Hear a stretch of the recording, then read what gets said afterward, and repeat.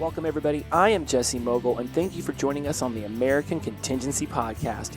We are a united nationwide community of steadfast Americans ready for any challenge that comes our way.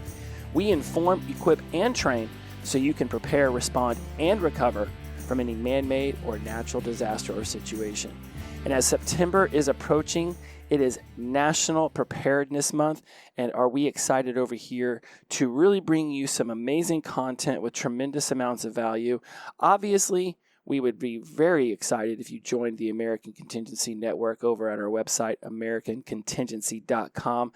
Being a member is super easy. It's a few clicks of a button. For less than it costs for a fast food value meal every single month, you could be a member of one of the fastest growing and largest nationwide communities of people who are looking to be prepared and ready for situations. And the team has been having a lot of conversations over the last month about what we can do to bring a ton of value to our members and our future members as far as being prepared. And what does that mean, and what does that look like, and what would that feel like? And one of the things that Tom has brought up a lot, and I believe he's the first one who coined it within the team, and now it's just sort of become a mantra, is this idea of, are you prepared for any given Tuesday? And what we mean by that is just the regular old day. Any old day that could just come about that isn't one of these catastrophic, cataclysmic type of events.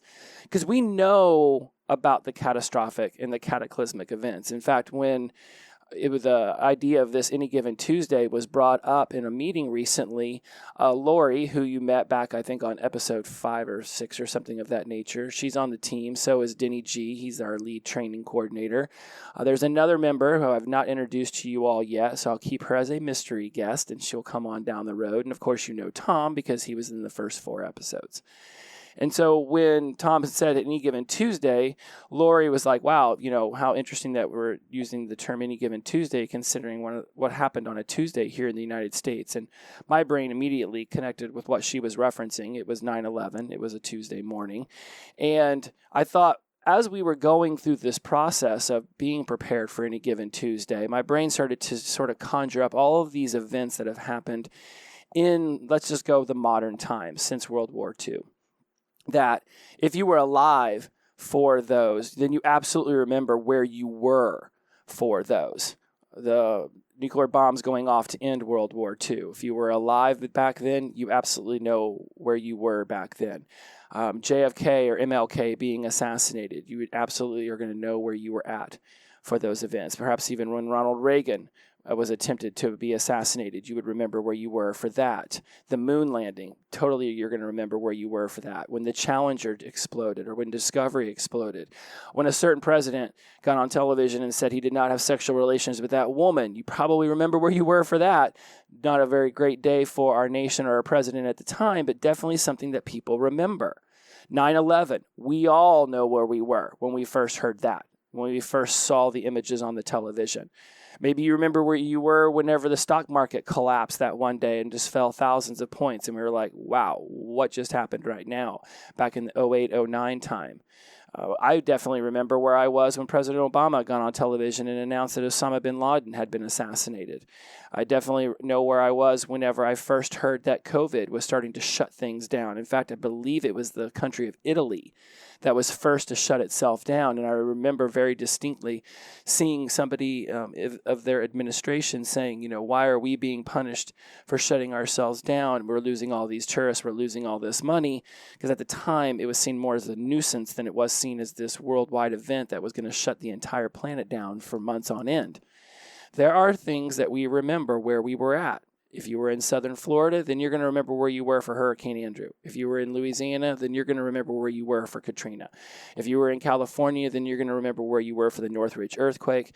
What about the people in the Northeast when they lost that electricity in like 15 different states because like some branch hit some power line in Ohio and showed the vulnerability of our grid? Like there are things that happen in our lives where we remember where we were when those things happened. Some are national or maybe even worldwide remembrances, and others are just more localized to our community.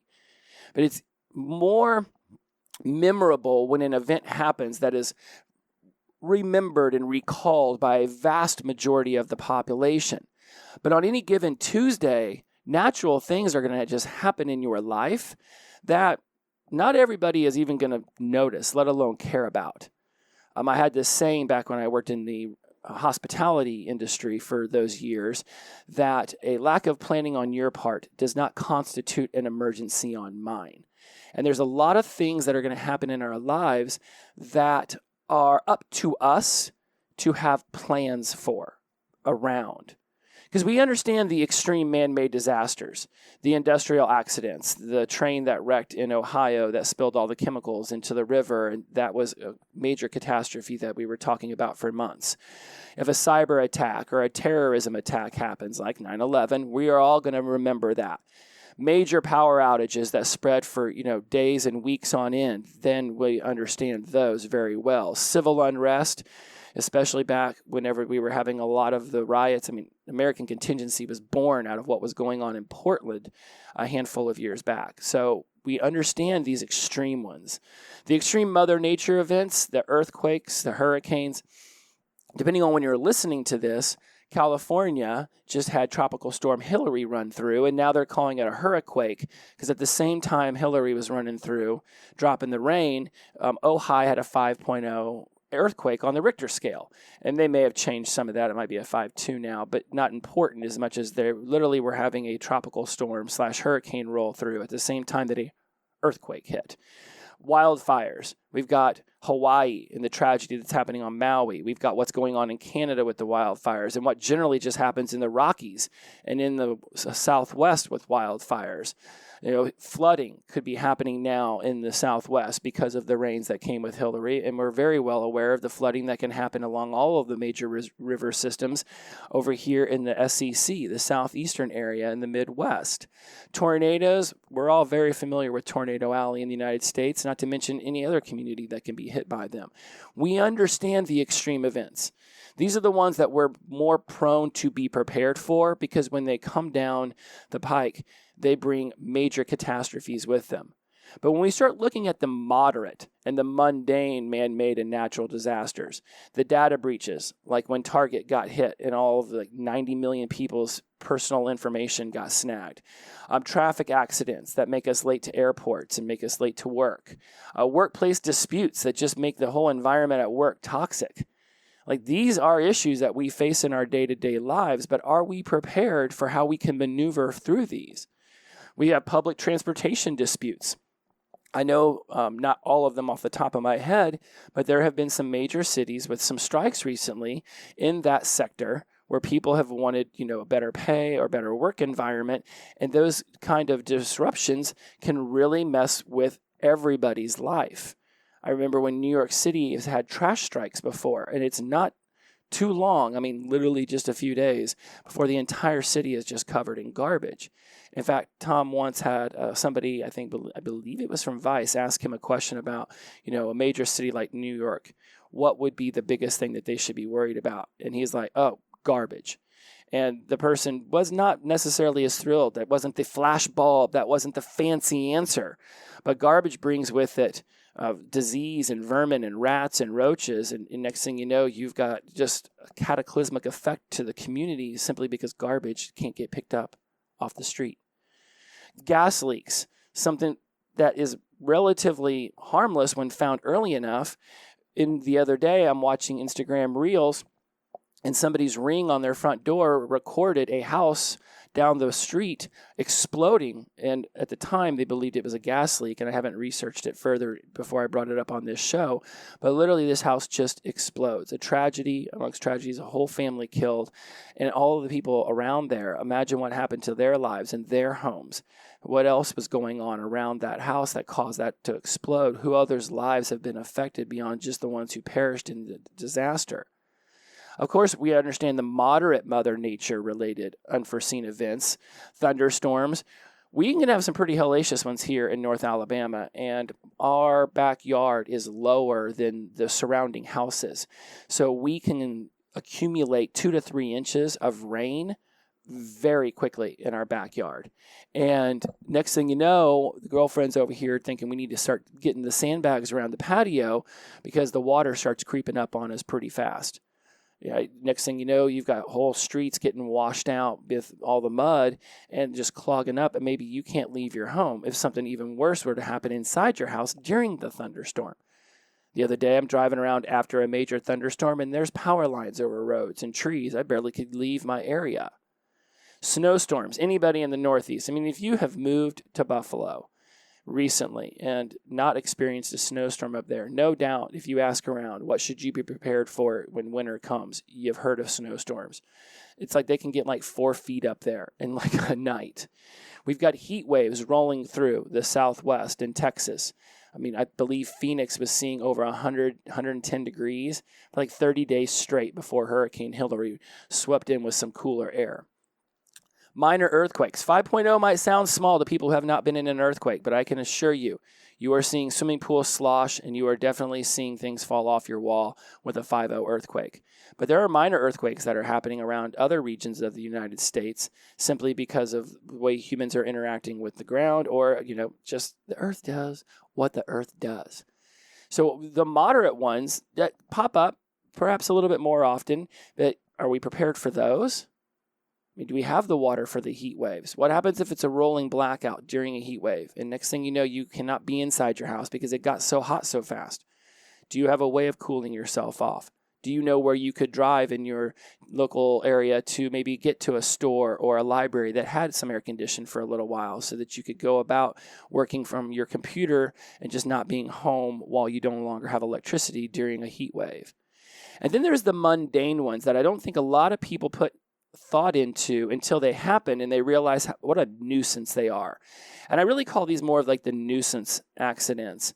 Not all of them. When I go through, I don't want to downplay any of these that you may have experienced that were substantially more than a nuisance. But for me, losing my wallet or my phone, it's a bit of a nuisance. You got to get a new driver's license. You got to cancel all your credit cards. Do you have the phone numbers from the back of your credit cards written down somewhere so that you can call those places and cancel them? What do you keep in your wallet? I hope it's not your Social Security card because that's really difficult to replace. Is your birth certificate kept in a safe place? In your home, you should be keeping all of those items in a waterproof box that is easy to grab in case you need to evacuate in a hurry. Because the last thing I want to deal with after something tragic happens within my life is trying to figure out how to get my birth certificate back. Where's all my insurance papers? Because you're going to want a copy of your policy because you never know what you're going to have to call, and you never know if the insurance company is going to be forthright. So there's certain paperwork you want to make sure you have on top of just the lost wallet, lost purse. All the things that a woman keeps in her purse, I've definitely seen some women lose some purses, and it's like the annoyances that they have to go through to replace those items after the fact are a tremendous. We're talking hours upon hours. When the internet goes down, temporary disruptions in internet connectivity can affect our remote work, our online transactions, our access to informations. What if there's a banking glitch? A lot of us do our banking now online. So when there's technical issues with the banking system, right now that can prevent access to our funds. It can disrupt transactions we need to keep our lives humming along. It can lead to a financial uncertainty, which brings with it stress and anxiety. A car breakdown. We talk about car breakdowns a lot, and this isn't something that you can necessarily have every single avenue prepared for. But when you think about a vehicle breaking down and missing your appointments and your work delays and such, yes, you can have jumper cables. You can have a tire repair kit, one of those cans where you can put it up on the nozzle and it blows in the foam and fills the air up so you can get somewhere. But do you have an emergency blanket to block yourself from the sun or to keep you warm if it's cold? Do you have enough water to keep everybody that could be in the car hydrated for the next 4 to 24 hours? There's a lot of things that come with a car breakdown. Even a med kit it doesn't have to necessarily be, one of these EMT med kits that would show up in an ambulance, but certainly if the car breaks down and somebody gets injured along the side of the road, are you prepared to help? Are you ready to do something about that? When we look at the mundane Mother Nature ones, the allergies, the pollen that sets in, how that just general discomfort. What about if somebody's allergic to nuts, let's say? Peanuts is a big one. Do we have EpiPens available? If somebody needs insulin, do we have methods of keeping the insulin below 86 degrees Fahrenheit so that it doesn't go bad? Are we thinking about when we travel, keeping it between that 59 to 86? And do we have contingency plans in place in case our primary way of keeping that insulin chilled no longer works? If you live in a region that's very wet, you could be looking at black mold infestations, right? Once that's inside of a home, major health problems, property damage, cleanup efforts. That is a huge, huge financial burden, not to mention a humongous annoyance. Pet health emergencies. What happens if you are on a hike and your dog gets bit by a spider or a snake or gets injured?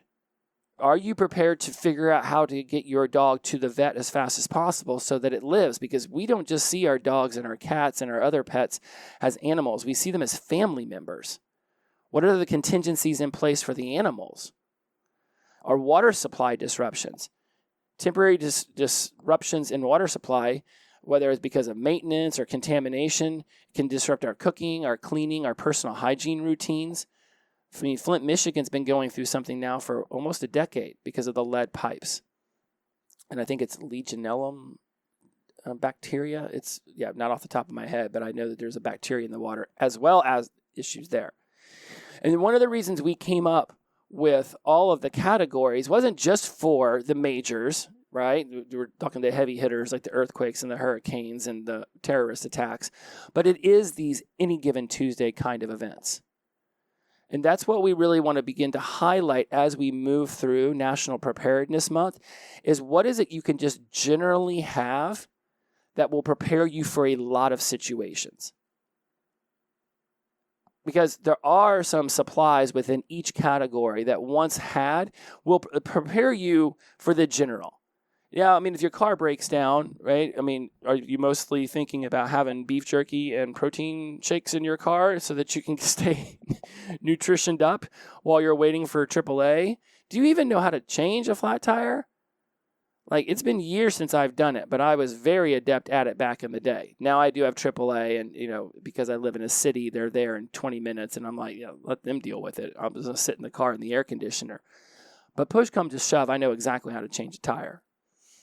I learned on more than one occasion, if you don't set the parking brake, then the car will wobble while it's up on the little lift, and it will fall off the lift, and it will crash to the ground, and that will be a big painful annoyance as well. So you want to make sure you set the parking brake so that the car doesn't shift back and forth, and of course you want it on a stable surface as well. But let's go through some of these categories and just think about general preparedness. When I talk about food and water, I bring up stocking up on water a lot. And then I will go over to somebody's house or I'll ask them, how much water do you just keep in your garage or do you keep somewhere in the home that's, air conditioned, that's, where it's good, you're ready to go and drink it. It's not a lot. Buying 2 or 3 of those 24 bottle packs at a big box store and storing them in your garage is not going to carry you through days and days and days. And if something happens within your community and you need to purify the water, do you have the ability to do that? Do you have a pot or a pan that would allow you to boil it on your grill? Do you even have a grill? How easy would that be to set up? Is it charcoal versus gas? Do you have some water purification tablets that you can drop in? I know I used to have chlorine tablets that I carried on my motorcycle in case I found myself needing water so bad that I was pulling it out of a river and I couldn't start a fire. I'm like, okay, well, at least this would do some level of killing pathogens and bacteria. Like I remember it wasn't just chlorine. It was this little liquid vial thing that you could put drops into and it would make the water better if you needed to pull it out of a river because we don't know where that river water is sourced from. So we want to be prepared. We want to be thinking about not only stocking up on our water, but how would we purify it if we needed to? Do we have a cooking method? And have we tested those cooking methods? Because not going out and testing your camping gear for a year may not be a big deal if you haven't gone camping in a while. But if you're thinking, don't worry, I've got that camping stove. That'll work perfectly if I run out of electricity and I need to heat up some water. And then you go out there and you find out that the little tanks are empty or that they've dried out. You want to make sure that you're thinking about the water. And like Mike Lott discussed when he came on the show, you don't just want to be eating beans and rice. You want to be thinking about some staples that you can have in the house something that you could, first in, first out kind of idea, where you might be just buying some of your favorites and putting them in a plastic bin in the garage or somewhere in your pantry. And then, if 6 months goes by, you rotate those chips or those little tasty treats back into the normal food supply. And then you just go back out and you just buy some of the chips and put them, replenish so that things are fresh.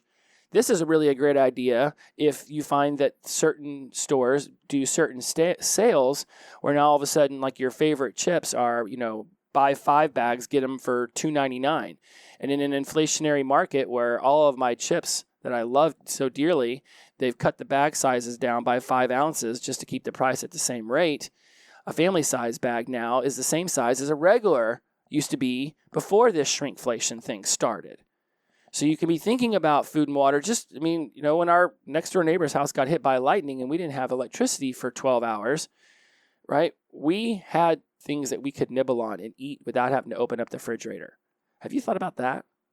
Because if the electricity's out and you don't have a generator, you do not want to open up that fridge. It can maintain temperature for, depending on how well your seal is, for 12 to 24 hours, it can maintain a very good temperature. And the freezer can keep things cold for up to 72 hours, again, depending on whether you've got a side-by-side stand-up fridge or whether you've got one of those freezers where it's the pull-out drawer at the bottom or the top. That's certainly going to make a big difference if you have to open it up. But you better open it up and close it quick. We were very, very quick. In less than 5 seconds, we opened up the freezer, took out the ice maker, and closed the freezer door back up because we realized that as the ice started to melt, it would come through the little ice machine thing on the front, and it would leak all over the floor. So that was a big how to get that done.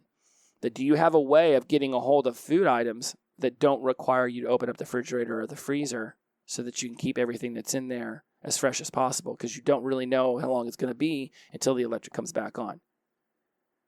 When we talk about shelter or warmth, it's easy to say, well, I've got firewood, so if the electricity goes out, I can start up a fire. But what happens if all your wood's wet and you can't start up a fire? Do you have emergency blankets? Do you have somebody's house that you could go to who perhaps it does have electricity? Do you have alternative heating sources? When I was talking with the team about when the electricity went out, and I was like, we had a ton of candles, but I didn't want candles lit up over my house.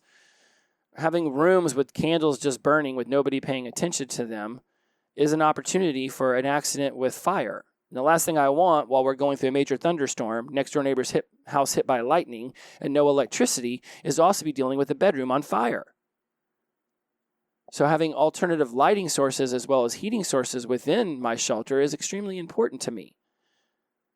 Electric blankets don't work when there's no electric, but I'll promise you I've got 15 different blankets, and I've also got those emergency ones, not only in my car trunk.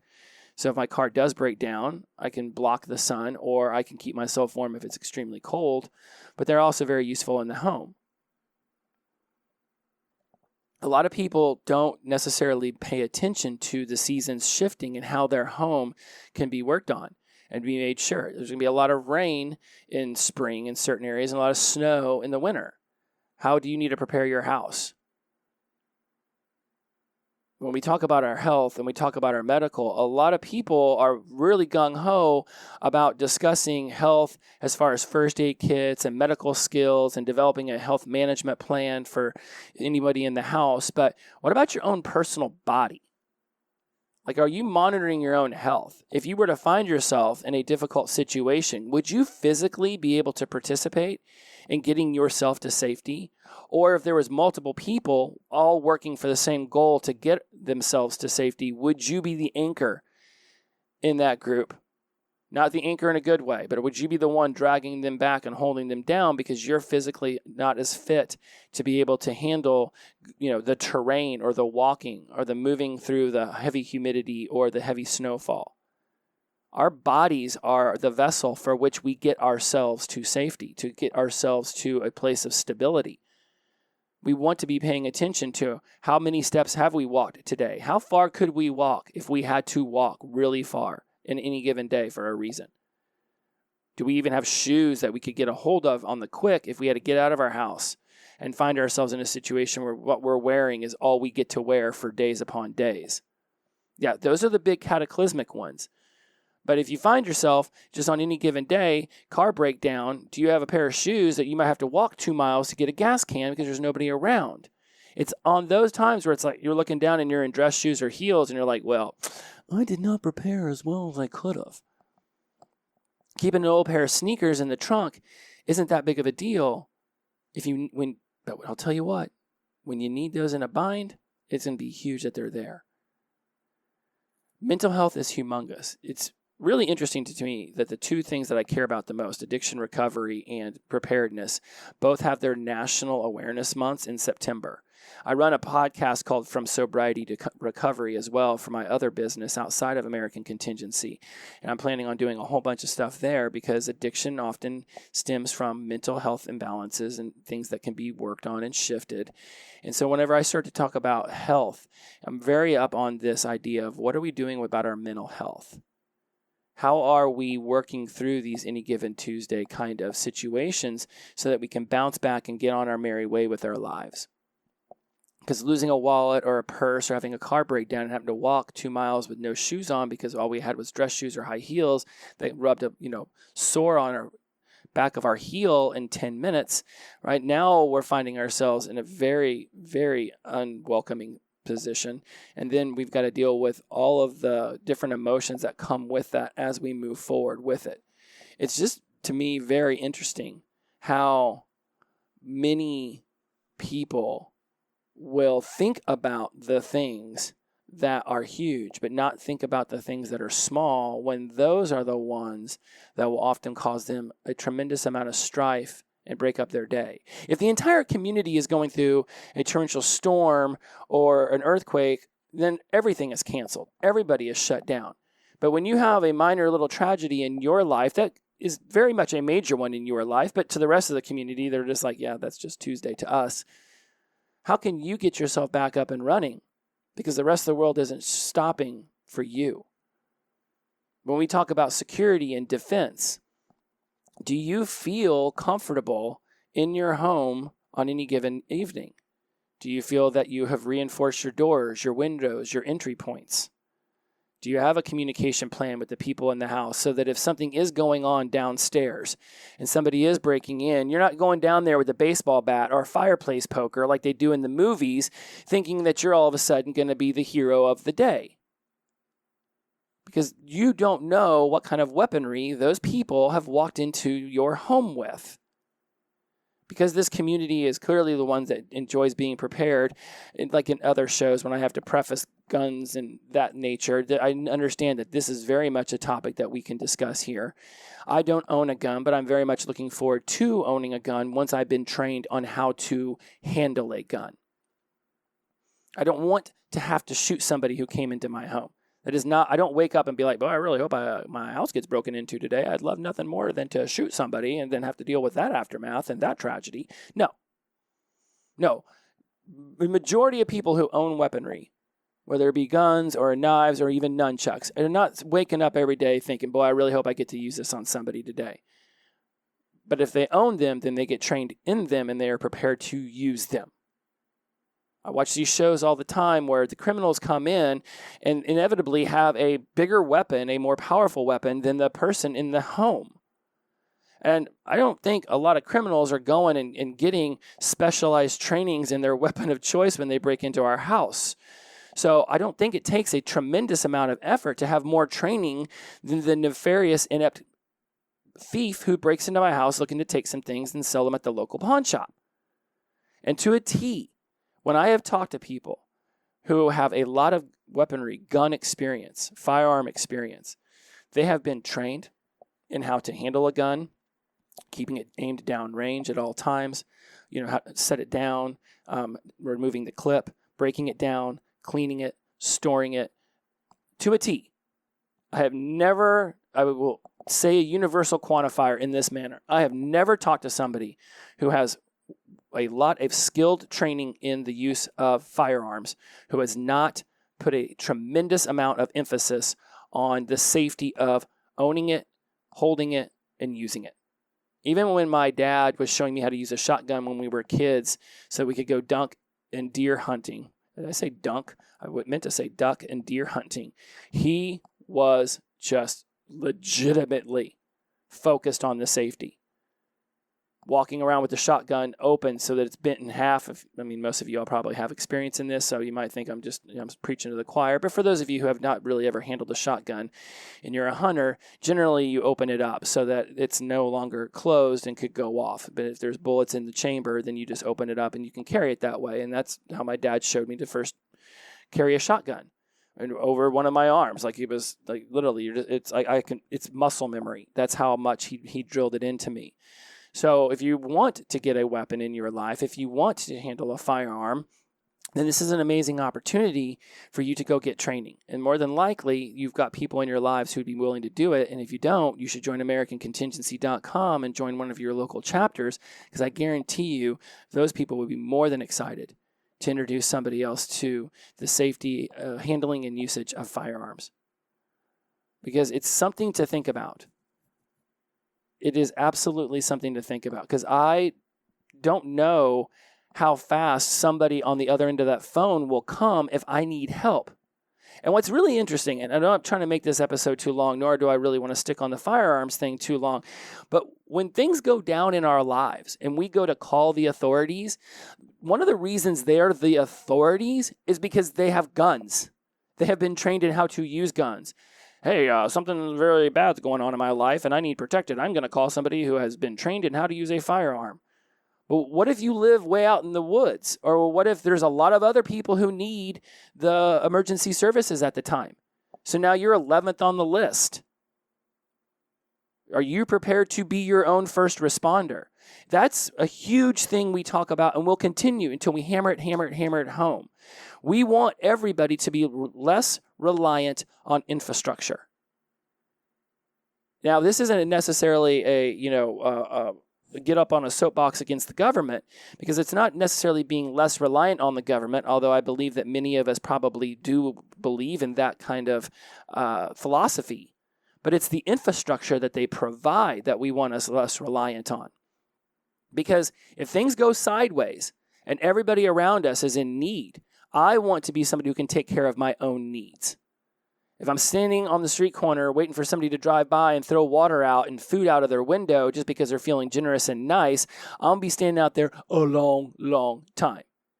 And when the FEMA lines or the first aid or the American Red Cross lines show up, there'll be a lot of people in those lines.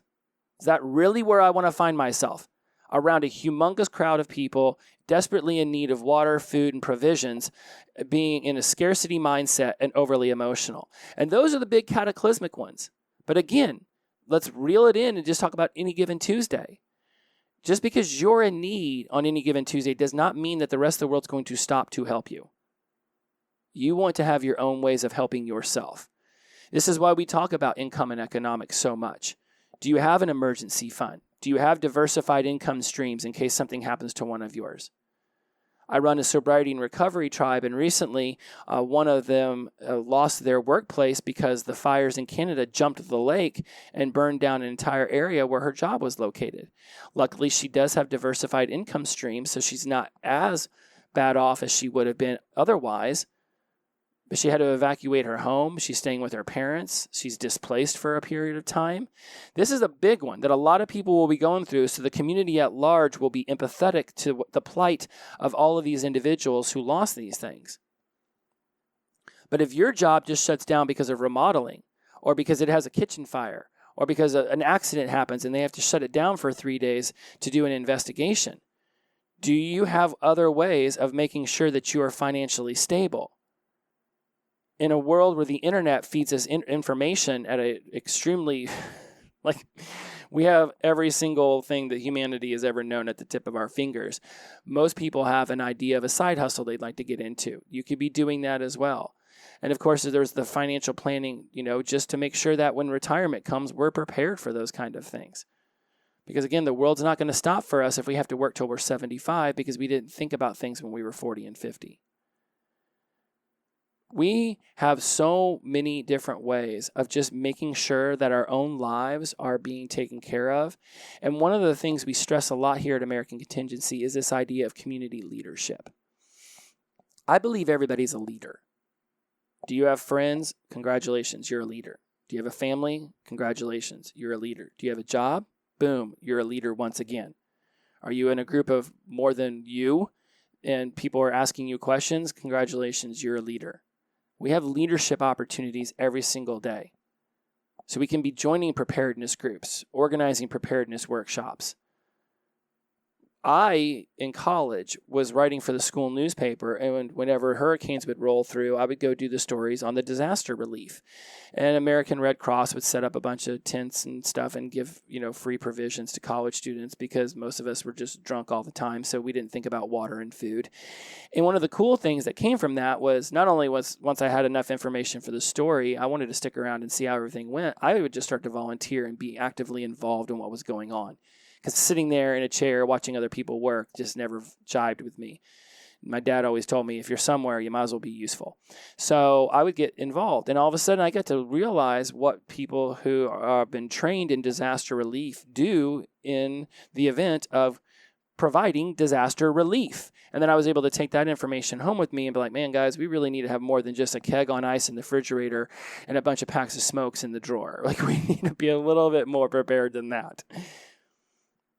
And on any given day, do you have your life figured out in such a way that you can move through some of these minor annoyances? The situational self-awareness isn't just for when we're at malls or we're at movie theaters and knowing where exits are. It's understanding the kind of awareness we can have in all these different kinds of situations. Recently, I got something in the mail. I'll get out of here on this. I did not realize that my Blue Cross Blue Shield, who is my insurance provider, has something called Air Medical Services. And they will literally fly me in an airplane or a helicopter if I get injured and I cannot be transported via an ambulance somewhere quickly because I need that much of medical assistance. I remember when I rode my motorcycle that summer across the country, 12,000 miles through 29 states, that somebody along the way was like, do you have helicopter insurance? I was like, never even heard of it. They're like, yeah, for like $50 a year, you can get helicopter insurance. So if you have an accident somewhere, then they will be able to lifeline you to the nearest hospital in a helicopter. And this is really important. You should think into it. And I remember reading up into it, and I stopped riding my motorcycle years ago. But at the same time, I always thought, wow, I should probably get helicopter insurance. Just for $50, that just sounds like something I definitely want to have. For any given Tuesday when something might go sideways, and it's like, am I prepared to get help at the most extreme level so I'm not looking at a $20,000 helicopter bill when I come out of this emergency? This is why we have health insurance, because we never know when we're going to need it, but we sure as heck want to know that we have it. Same with car insurance. I've been paying car insurance for like a decade and never had to call these people up with a claim. But if something happens to my little Santa Fe, I want to know that it's taken care of. We can be practicing mindfulness. We can be enhancing our observation skills. We can be implementing daily situational awareness routines. One of my coolest things I like to do is just play observation games and challenge myself to notice, all the people wearing yellow or everybody looking down at their phone or how many dogs are in the park, just to keep my senses extremely keen, because you just never know in this day and age. Whenever you might be somewhere where a shooting goes down or where an accident happens, are you the person who jumps to the ground and stays there, or are you the person who's able to jump to the ground and stay there? We're all thinking about our initial safety and then getting up and being of service to the people around. And again, I know I've been jumping back and forth between these cataclysmic, catastrophic events and these any given Tuesday events, but that's sort of the point, is that we never know which is coming. Again, we see hurricanes, we see thunderstorms, we see some of these from a mile away. Then other ones just happen, and they set our life off a tizzy for days upon days upon days. As we move into National Preparedness Month over here at American Contingency, we're going to be doing some lives over on social media. I'm not sure if they're going to be on YouTube or Facebook yet. We haven't quite figured out the platform, but that's not important. If you're a member of American Contingency, you will absolutely find out. If you're following us on any of our social media channels, we're on Facebook, we're on Twitter, we're on Instagram at American Contingency. We also have a My Ready Plan Instagram account. If you are new to the preparedness game, absolutely go to myreadyplan.com, where you can take a little quiz that will help you figure out how prepared you are for what can happen in your area. This is a great way to just get launched into the system, and obviously you'll get an opportunity to join American Contingency. I'm not going to turn this into a long sales pitch here, but seriously, for like $10 to be able to have all this information, to have all of these people, to have these trainings, to have access to the blogs that talk about a tremendous amount of this stuff. And some of it is the basic knowledge, and then some of it is much more in depth. It just depends, because we want to meet everybody where they're at. And in its National Preparedness Month, you might be somebody who's extremely prepared. And if you go throwing a shopping list at them with 100 items on it, you're going to freak them out. They're not going to do anything. So be thinking about just a few items within each that you could have. What if the electricity went out? Would you have a heating source? Would you have a metal pan that you could boil water on? Would you have some of those really delicious treats that you like to have that just make you feel comfortable? Do you have a transistor radio that will allow you to hear what's going on around? Do you have other means and methods of taking care of your normal day-to-day life? We're going to be covering a tremendous amount of this stuff over on our website for National Preparedness Month. We're going to be bringing you lives throughout the month of September, as well as there's always going to be more podcasts coming where we're going to be talking about amazing information. So make sure, if you haven't already, subscribe, hit those notifications. Make sure that you go in, give us some comments where the app that you listen on allows that.